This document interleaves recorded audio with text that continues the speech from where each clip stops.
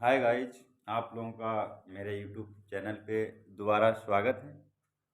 आज हम आप लोगों को मेंसुरेशन पढ़ाने जा रहा हूँ। मेंसुरेशन का जो पहला चैप्टर है वो क्षेत्रफल एरिया। आप लोगों ने सुना होगा आयत। आयत के कुछ आयत है, वर्ग है, त्रिभुज है, वृत्त है, इनके कुछ महत्वपूर्ण सूत्र लिखे हुए हैं। उन पे हम आप लोगों को कुछ सवाल बताएंगे।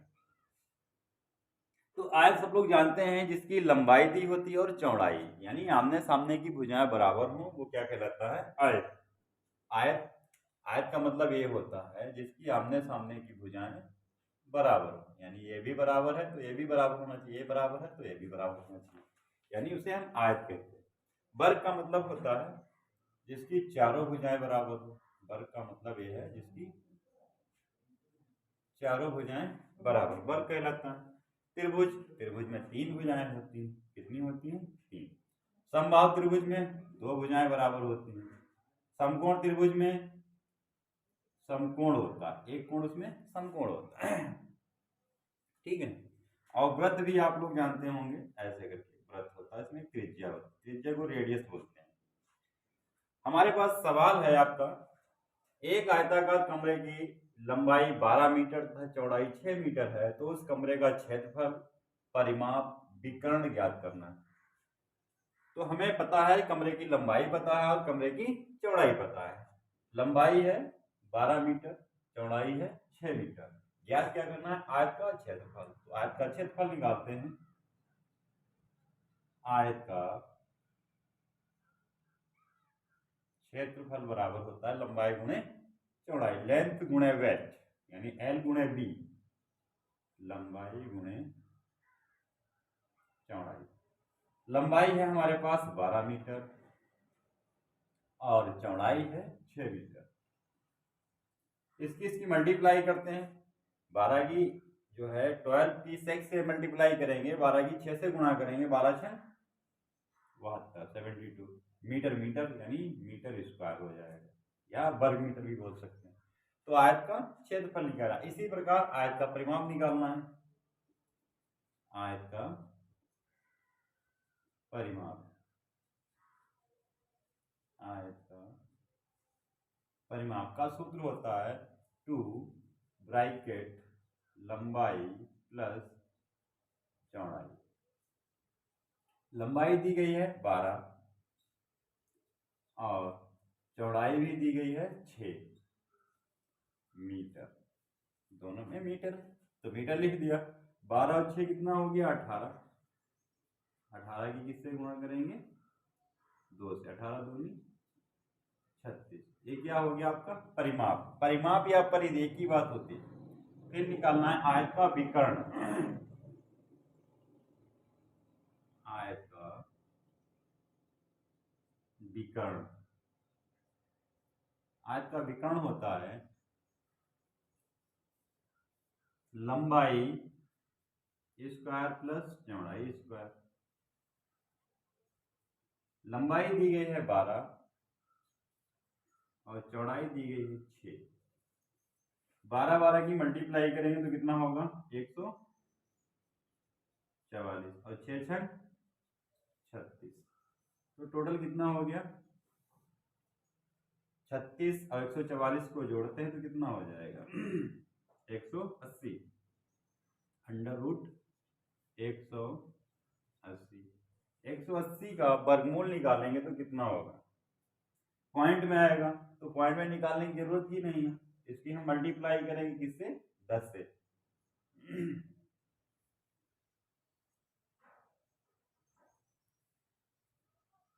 इसका हम वर्गमूल निकालने या ऐसे ही लिखने तब भी माना जाएगा, ठीक है।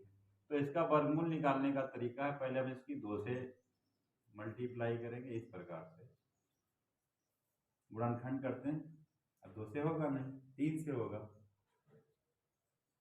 3 इक्कल 3, 3 पचे 15। फिर 3 से होगा, 3 पचे 15। दो दो के जोड़े बन गए, ठीक है। तो 3 तिहाई 9 दूनी 18 दूनी 36। तो 36 पच्चे कितना हुआ?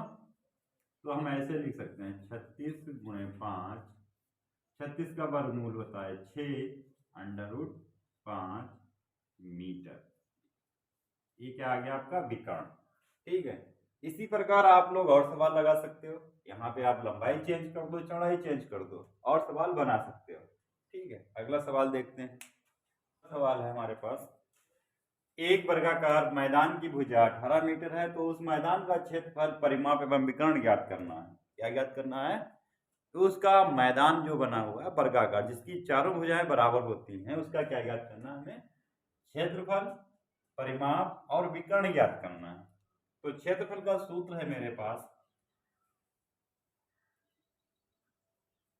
वर्ग का क्षेत्रफल बराबर होता है भुजा स्क्वायर। भुजा स्क्वायर यानी भुजा है 18 मीटर, तो क्या होगा? इसका स्क्वायर लगेगा। ठीक है, 18 की मल्टीप्लाई करेंगे कितना होता है? 18 बताओ। 18 की 18 से गुणा करेंगे कितना हो जाएगा? 324। इसे याद करना पड़ेगा बेटा, और मीटर का वर्ग हो जाएगा। सिंपल सी बात है, बहुत सरल है। अगला परिमाप ज्ञात करना है। परिमाप और परिध सेम होती है। वर्ग का परिमाप, वर्ग का परिमाप क्या है? 4 इंटू भुजा, भुजा 4 इंटू भुजा। तो भुजा कितनी है आपके पास? 18 मीटर। 18 चौक कितने हो गए? 72। पढ़े याद करो तो सवाल लगा पाओगे। 72 मीटर। फिर है वर्ग का विकर्ण। वर्ग का विकर्ण होता है √2 गुणे भुजा।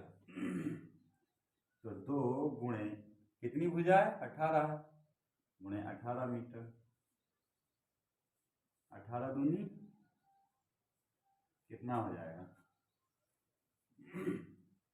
18 दूनी कितना होगा? 36। और 36 का वर्गमूल कितना होता है? नहीं नहीं, ये अंडर रूट में नहीं होगा। यहाँ पे सॉरी, यहाँ पे सूत्र इस टाइप से होगा। ये भुजा है जो बाहर रहेगी, √2 गुणे भुजा। तो √2 गुणे भुजा कितनी है? 18 मीटर। ठीक है, बस इतने ही लगेगा, आगे लगेगा ही नहीं। उम्मीद है आप लोगों को सवाल समझ में आए होंगे। इसी प्रकार हम त्रिभुज के ऊपर एक सवाल बनाने जा रहे हैं। अगला सवाल देख, प्रकार हम अगला सवाल लगवाने जा रहे हैं। हमारे पास सवाल है, उस त्रिभुज का क्षेत्रफल ज्ञात कीजिए जिसकी भुजाएं निम्न है। तो एक त्रिभुज है जिसकी भुजाएं निम्न है और सब भुजाएं अलग अलग है, 8 सेंटीमीटर, 10 सेंटीमीटर, 14 सेंटीमीटर। तो ये विषम है। तो विषम वाला इसमें तो है नहीं सूत्र, तो विषम वाला हमने आप लोगों के सामने ये लिखा हुआ है। यदि त्रिभुज की भुजाएं विषम है तो पहले उसका क्या निकाला जाएगा? अर्ध परिमाप, सेमी पेरीमीटर। ठीक है, तो पहले हम क्या निकालेंगे? त्रिभुज ABC का अर्ध परिमाप यानी S। क्या निकालेंगे? अर्ध परिमाप। तो अर्ध परिमाप निकालने के लिए भुजा A कितनी है मेरे पास? पहले हम सूत्र लिखते हैं, /2। A है मेरे पास 8, B है 10 और C है 14/2। इसे जोड़ेंगे कितना हो जाएगा? 32। 32/2 कितना आ गया? 16। तो S निकल आया मेरे पास। S कितना है? 16। तो विषम है तो विषम में ये वाले सूत्र नहीं पढ़ेंगे, ये वाला सूत्र पड़ेगा। फिर विषम के लिए हम त्रिभुज ABC का क्षेत्रफल ज्ञात कर रहे हैं। त्रिभुज ABC का क्षेत्रफल, तो सूत्र इसका है √S bracket S - A bracket S - V bracket S - C। इसमें मान डाल देंगे सबके। तो 16 है मेरे पास S, और यहाँ पे भी 16 पड़ेगा। A है मेरे पास 8, A है 8, B है 10, C है 14। S है 16, B है 10 और C है 14 √।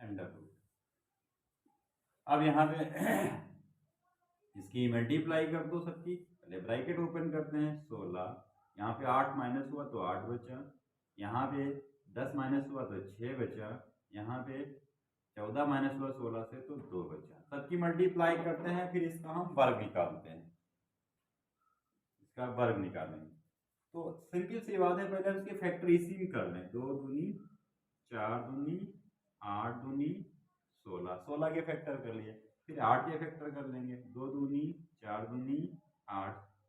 अब 6 के फैक्टर कर लें, 2 3 6 और 2 का 2 लिख दिया, ठीक है, अंडर रूट में। अब इनके जोड़े बना लो, 1 2 3 4, कितने जोड़े बन गए? 4।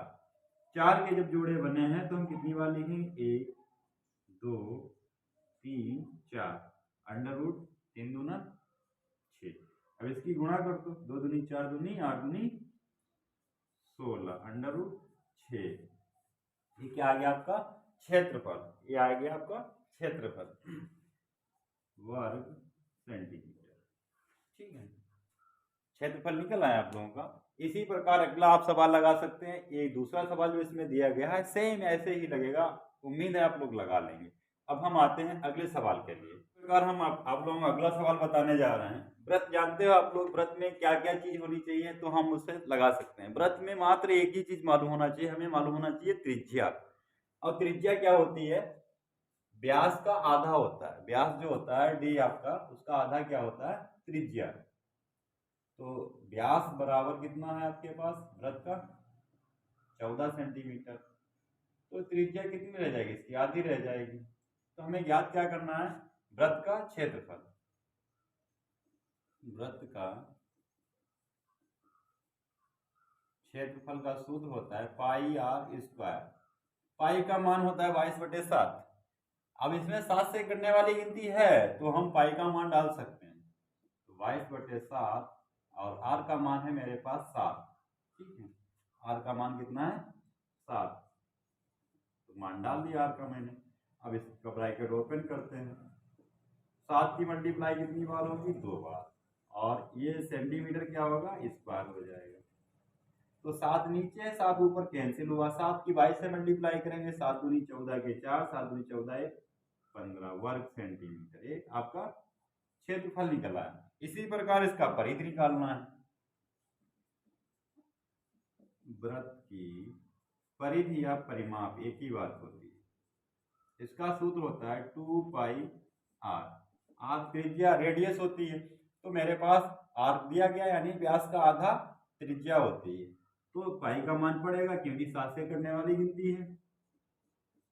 7 आर का मान कितना है? 7 7 कैंसिल हो गया, बाई 2 ना 44 सेंटीमीटर, ठीक है।